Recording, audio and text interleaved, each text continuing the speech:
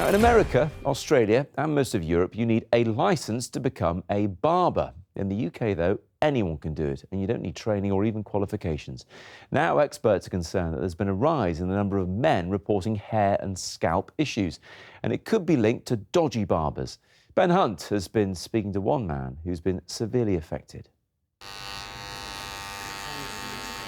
Having a haircut makes most of us look and feel better. But for some men, their barbers have changed their lives, and not in a good way. It started itching me, blood stains on my collar, blood stain on a pillow. Meet Elanda. Through a tiny cut from a barber's dirty clippers, he got a fungal infection. The doctor had to inject steroids 15 times at the back of my head in one appointment. It was so painful last year where she pressed the needle in, the needle didn't go in, she pressed it further, it went in, and she started injecting. Years on, he still needs these injections every 6 weeks, and he says his barber has ruined him. Certain job interviews, I think the companies, they've refused to hire me because I've got that at the back of my head.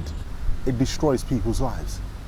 Evidence shows that the condition... On complaining to the Department for Health, Elanda was told that unlike many countries, the UK's barbering industry is not regulated, meaning anybody can start cutting hair without a licence or even qualifications.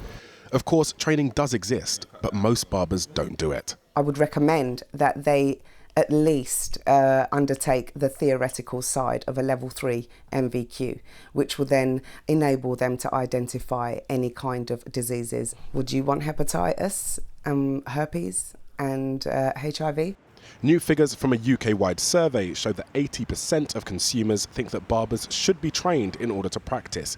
A further 74% would like to see barbers hold a licence, which proves that they have been trained.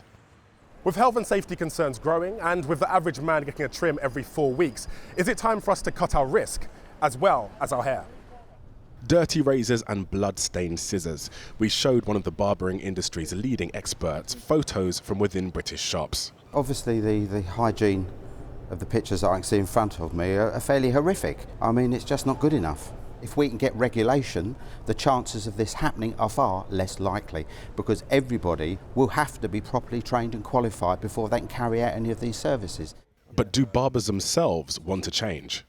I think the people that I've spoken to believe that in some way it's going to be used by the government to, you know, tax more money or whatever else.